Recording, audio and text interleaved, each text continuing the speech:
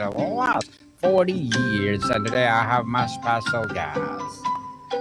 She is the author of the book From Woodstock to Wisdom, none other than Miss Vicki Thomas. Okay. Hello. Welcome, Miss Vicky on Book One Review. And can you please introduce more about yourself that I miss? Okay. My name is Vicki Thomas.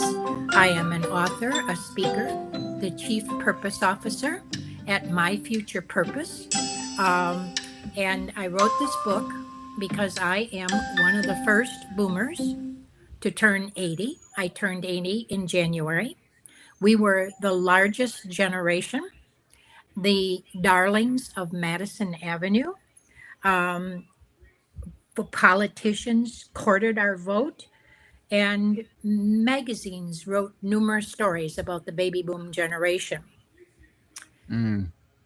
Headlines used to read 10,000 boomers turn 50 every day. Now, 7,000 boomers are dying every day. By Mm. 2045, $84 trillion will be the largest wealth transfer from the baby boom generation, and the beneficiaries are Gen X and millennials. And I wrote the book in snackable sections. So rather than having a 3,000 to 5,000 word chapter, mine range from 750 words to 2,000. I write about who we were as a generation, how music influenced us. In many cases, it became our mantra. We were the first generation to defy some of the rules and regulations from our parents, and we questioned government. We protested. We protested the war in Vietnam. We marched for civil rights. We fought for equal rights. And so, as a generation, we created a cultural revolution. And now we are creating the longevity revolution. Longevity revolution indeed. And thank you so much for sharing your knowledge and wisdom to the world, Miss Vicky. Thank you. So, Miss Vicky, the subtitle calls this a boomer's journeys to 80. Yes. What was the moment, the specific conversation, milestone, or reflection that made you decide it was the time to write this book? When I was social media, I spent my career in broadcast, in television. And so we were taught to be aware of trends. In other Mm. words, if it was a trend, you covered it, you reported it, you developed it, you exposed it. And a trend was emerging where suddenly the millennials were dominating the demographic world. Baby boomers were not covered as much. It kind of went silent. We kind of were pushed like against the silent generation. And because I, through my life, have acquired a lot of wisdom, had a lot of loss, fought cancer twice, and in fact, I'm living beyond my expiration date right now. I decided at 78 I wanted to become an influencer. So I signed up for this course, How to Become an Influencer. Filled out all these forms. Who are you going to target? Who's your market? What is your message? All these details.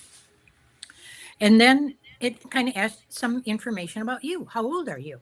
I was 78 at the time. And I got a call about a week later from the firm that I signed up to do the influencer course with, asking me if I'd like to have my money refunded. Why would I want my money refunded? Well, because the people that are signed up for the course are in their 20s and 30s. And I said, I like 20s and 30s. And I said, you just fell into an ism. He said, an ism? I said, yeah, ageism. Because I'm 78, I may be slower than those who are in their 20s and 30s, but I'm a lifelong learner and I'm going to learn this. So I started posting on in January of 2025. And any post I did, when I finished it, I'd expand it into a 750 to 2,000 word article. The first part of the book is all about who we were as boomers and who we are now.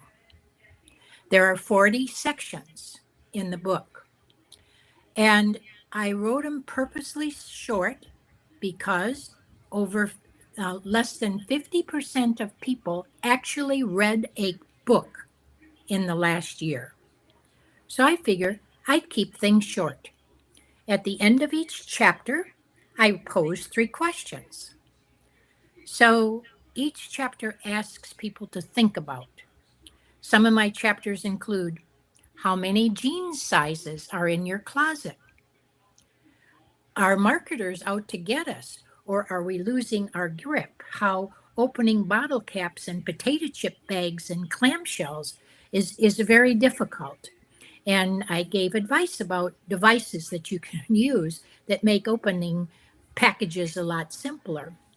I did a piece on why you should write your own, you wake up in the morning and you think, oh, today I'm going to write my own obituary.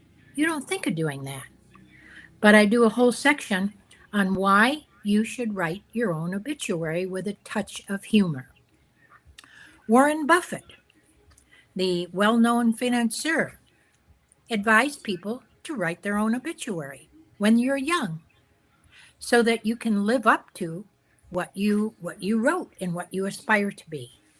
So putting your obituary together before you go, it's better you have control over it than most obituaries are written by funeral homes. So wouldn't you rather have said about you what you want said by writing it yourself, sparing your kids? Like, was she, did she win the Bake Off contest? Or or was it her neighbor? So it fills in the blanks and it makes it easier for the kids. I do a section on getting rid of your stuff. And because your kids don't want your stuff, and how important it is to clean your home before you go to reduce the things that you might leave to your kids. So those are the types of things that are in my book. I talk, excuse me. I talk about um, becoming the invisible woman, um, where you walk into a store and you're greeted with, "Hi, ma'am." Ma'am, you kind of look around. Ma'am, who's the ma'am they're talking about? I'm the ma'am. I've gone from miss to a ma'am. I've gone to being waited on to kind of being ignored to say, I'm next. I need some help. Please help me. To another section about, you look good for your age. Well, didn't I always look good for my age? Thinking by now, I'd expected you to look a lot older. So those are the types of things that are in my book, From Woodstock to Wisdom. It's a field guide and a road map for boomers, those behind me, because I lead the pack, having turned 80, and a whole bunch behind me are going to be turning 80 this year. And by 2035, all boomers will have been 65. Right now, 11,000 boomers are eligible to retire. Many boomers do not want to retire because they love what they do. They love their career. They love their jobs. Many boomers can't afford to retire because they did not save enough money. So those are the kinds of things that I put of tips and wisdom and advice and how to that's included in From Woodstock to Wisdom. Miss Vicky, you're an award winning purpose advocate and anchor that are the Purpose Prize winner. How did your work helping others find purpose in their encore years lead you to turn the lens inward and examine your own journey? Um, I was raised on a farm in rural Wisconsin, and where I was taught responsibility at a very early age. I mean, we raised dairy cattle, so purpose became instilled in me very early. And well, can you pause for a minute? My puppy's barking. Steve, keep the dog quiet. There. Sorry, I apologize for that. So I belong to 4-H, which is a rural kind of, many kids on a farm belong to 4-H. We used to say a pledge at every 4-H meeting. I pledge my head to clearer thinking, my heart to greater loyalty, my hands to larger service, and my health to better living for my club, my community, and my country. That pledge that I said when I was young, I just thought, why are we doing this? But those words resonated with me as I got older. It led to my continued desire to live my life with purpose. And through my career, I really, my career was a means to an end. And when I told you earlier that when you work in broadcast, you're taught to be aware of trends. When I was in my early 70s, I noticed that there were a lot of articles coming about purpose and how people were searching for purpose, for meaning. People who were nearing retirement, people who were stuck in their jobs, people who wondered what's next. So I called a colleague of mine and I said, hey, have you noticed how often purpose is being seen in newspaper articles and magazines, and it's mentioned now at the end of television broadcasts? I said, there's a business here, and we can help people be able to, based on our experience, be able to help them who are looking for direction, who are looking for what's next. So we identified, if you're searching for purpose, 7 buckets. The first bucket is to become an advocate. You can advocate for yourself, or you can advocate for someone else, or for a cause you believe in. The second bucket is good can come from loss. Look at the number of nonprofits that have been formed when somebody lost someone. Mothers Against Drunk Driving. In the United States, all the people from 9/11, all the nonprofits that served. You can become an entrepreneur. You can start your own business where you control your own direction and purpose. You can become a volunteer. You can volunteer your skills to help a nonprofit. And who knows, you might even be offered a job, or you might want to start your own nonprofit. You can have a hobby or a special interest. Look at the quilters, the gardeners, the guys who restore automobiles and cars. Or you can go to work for a company whose purpose aligns with yours. And the last bucket, we just added, do what the hell you want. And so our purpose spells age VIP. You're a very important person, and everyone is. And so we developed a series of workshops to help people define which bucket they fit in and what works best. Very well said, Miss Vicky. So the book promised laugh out loud stories, honest reflections, and hard earned wisdom. Was there a story you almost left out because it's too vulnerable, and what made you decide to include it? Was there a story that I left out?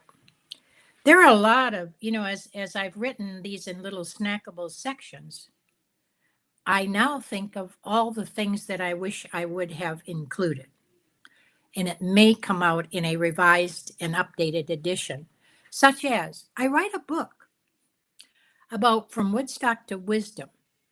In the back of the book, I list all the old radio shows we used to listen to, all the movies, our favorite movies, our favorite TV shows, our commercials that we can recite off our head. I put in podcasts that would be enjoyable to listen to. You know what I didn't include that I really missed? Music that influenced our life. What were the top 10 songs that kind of defined us in the 60s? So, yes, I left that out. Did I leave it out purposely? No, I left it out as a as something that I wish I would have included. Interesting, Miss Vicky. So you described the book as a field guide for aging boldly rather than just another memoir. What's the difference between a memoir and a field guide, and who did you picture reading this as you wrote it? Okay.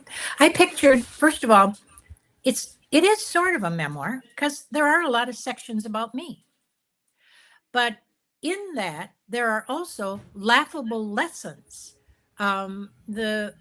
I'm trying to think of one that is really not about me. Oh, well, huh. I went to a concert, Willie Nelson concert, and I heard his song for the first time. And I've heard Willie Nelson for years, and it's called "Roll Me Up and Smoke Me When I Die." Roll Mm, me up and smoke me when I die.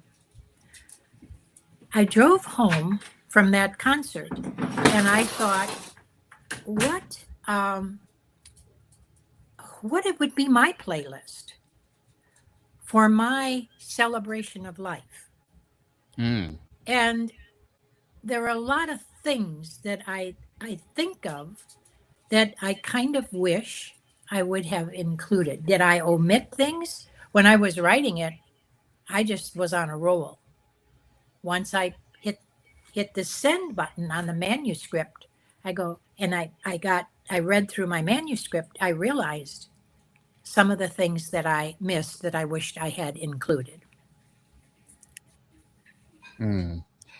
Wow, Miss Vicky, you mentioned writing is snackable chapters, so readers can dip in out based on what they need that day. How do you decide what each chapter would offer, and is there a chapter you hope every reader finds? Um, how did I decide?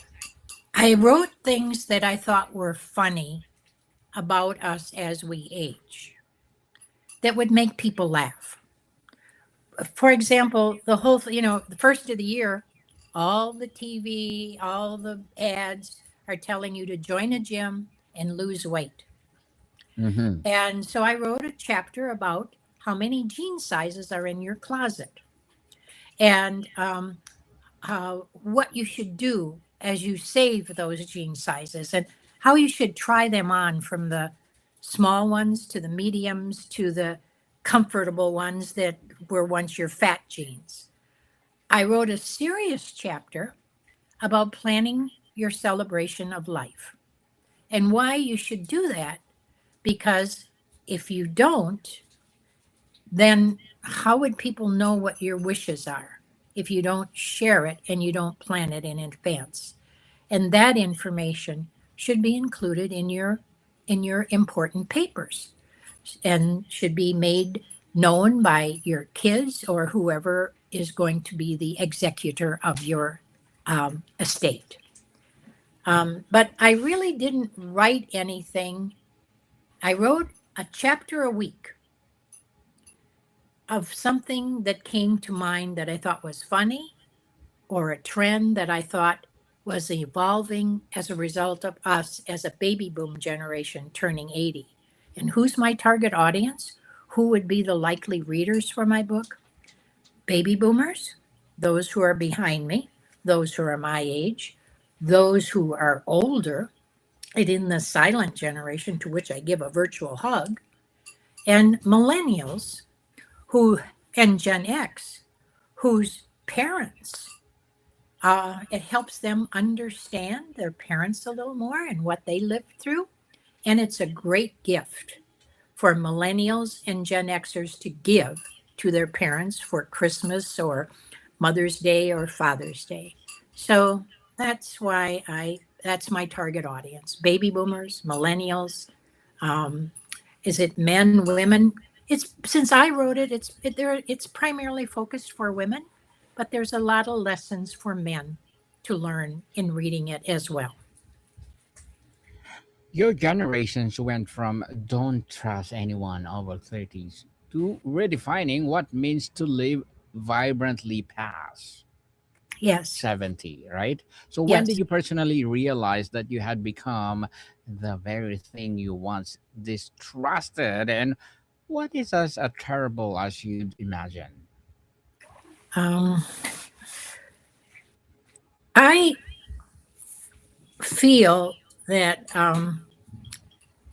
what we did in our 60s when we were young, protesting, questioning authority, it, and it is amazing based on what's happening in the United States now, how what went dormant in us for many years because we were activists, we were protesters, we did question authority.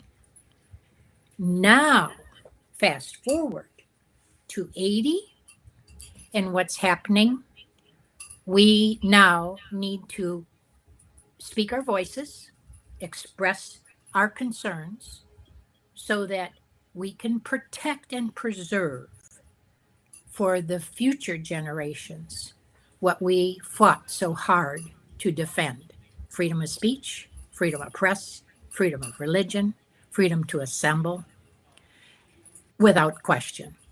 And so, who we once were, suddenly we're being, as we went dormant and weren't active in in expressing our viewpoints, has now been um, opened up again. And so we're contributing much to standing up for what matters most to us. Very well said, Miss Vicky. Very well said indeed. You lived through more change than any generation in history. What is the one thing from the world you were born into that genuinely miss? And one thing that today that your younger self could never have imagined? I was in high school when the news came over the speaker that President Kennedy had been assassinated. For us and our generation, that was a significant emotional event. And it influenced me tremendously. And it influenced our generation tremendously. I also, you look at the Vietnam War. Was it right? Was it, were we in the right place? Many of us believed that our soldiers were being killed and that we were harming innocent people. So we, how do I say this? What influenced me as an event that we lived through: the assassination of JFK, assassination of Martin Luther King, assassination of Robert Kennedy, the civil rights riots, all of those things, those significant events in our culture influenced us tremendously.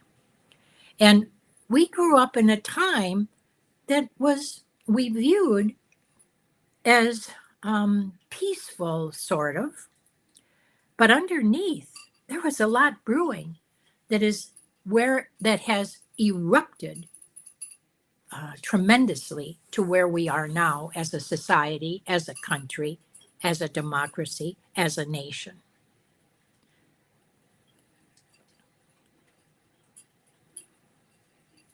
So, Miss Vicky, before we wrap up our discussion for today, I'm inviting you to please do listen to my other podcast, people.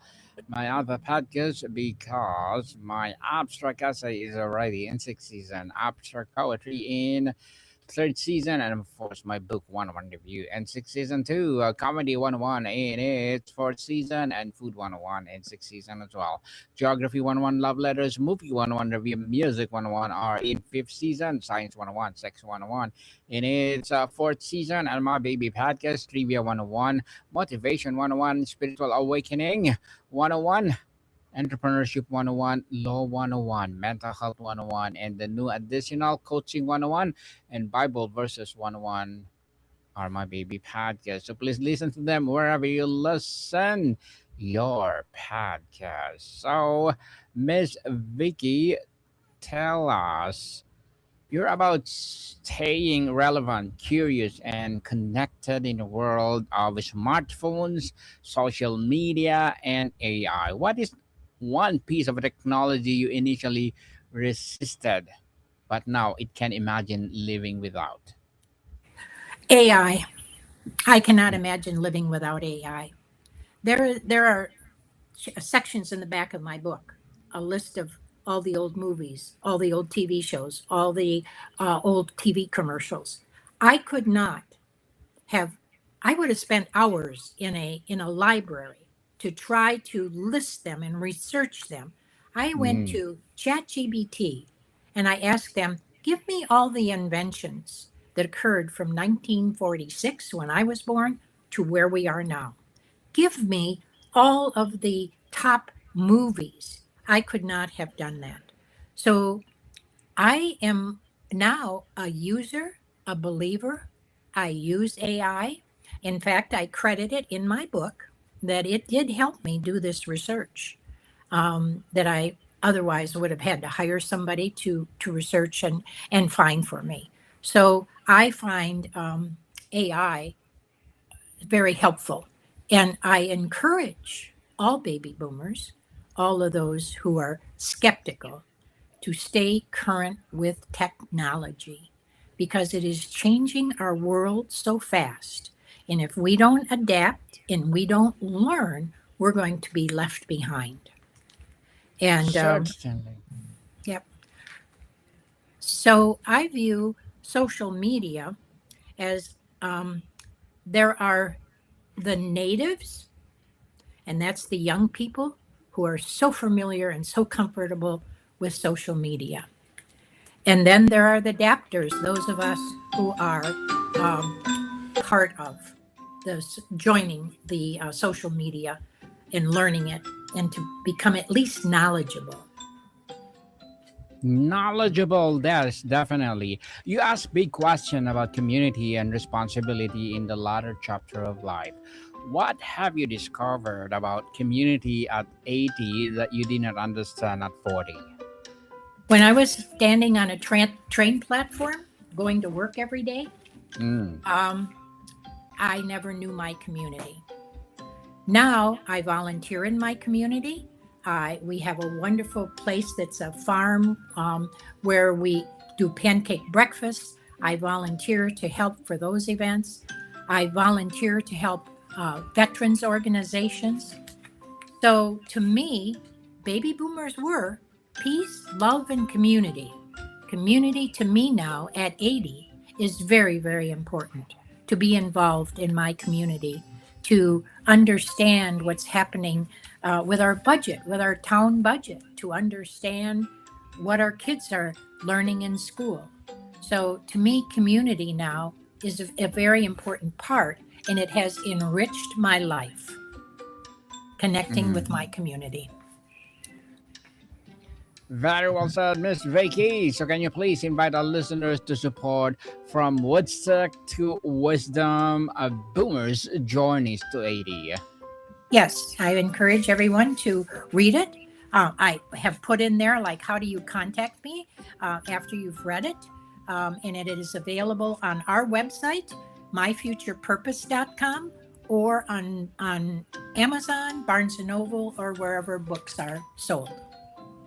Yes, people, let's support Miss Vicki Thomas because if you support her, for sure, more and more empowering wisdom will rise. I have one more question, Miss Vicki. You promised to help readers face the final quarter, not with fear, but with freedom, courage, and curiosity. What does a freedom feel like at this stage, and what the role does courage still play? I feel I'm at the best. It's amazing. Turning 80 for me was very difficult because it meant I was old. That is Mm. until I read a book by Louise Aronson called Elderhood. If you ask somebody to take a column and you put old in one section and elder in another section, describe all the words about old, frail, feeble, memory loss, forgetful, whatever. And then you ask them about elder, wise, experienced. So I take great pride right now at being 80, being an elder, and being able to share my wisdom with those behind me, my life experiences, to be able to help others um, be able to live their purpose and to have a reason to get up every morning without hitting the snooze alarm. Very well said, Miss Vicky. And what is the secret of longevity? Um, Secret of longevity. Good genes is one thing. Mm. You're born with a lot of good things. Um, Taking care of yourself, eating well, exercising. I exercise just about every day. Um, what else? Being happy, Mm. being curious, learning something new every day, um, taking classes, reading, and just having surrounded with good family, lots of friends, and being joyful every day. Indeed, that's the secret of longevity, people. And I have one more question before I let you go, Miss Vicky. You write a book, letting go of what no longer serves you. So, which of those three grudges, clutter, or uncomfortable shoes was the hardest to release and why? I would say I can't imagine giving up my driver's license um, because at 16, that was our first step to freedom. And at some point, that is going to happen. And that I will no longer, I hope I'm smart enough to know when I might be a danger to others or to myself. And I think probably the freedom that a car and a vehicle gave me and continues to give me to be able to travel, to support my community, to be able to go to meetings. So I think that's my biggest fear right now is when that time comes and I have to surrender my driver's license. Well, Miss Vicky Thomas, thank you so much for your time. Thank you. Thank you for inviting me. I enjoyed it. And how will I be able to hear this? Where can I get a copy? It's available now through all the social media. You are the number one platforms or number one streaming video to all my social media from YouTube, Facebook, Twitch, LinkedIn, and on X. So I'm Wow. gonna go to your Padmat's account, my Padmat's account, and you can see all the social media over there. Just click which one you want to check in. Okay, Thank Miss you. Vicky. And for the podcast itself, this will be published next month. Next month. Oh, okay. All Yes. right. Great. So thank you so much, Miss Vicky. Thank you. Was this an easy interview to do? Yes, it easy. Good. Definitely. I'm inviting you again to my other podcast and let's talk about this book itself. 100% I will support you. And well, thank you so much for your legacy to the world. Thank you. Thank you very much. You're most welcome. More to come, people. See you soon. Great.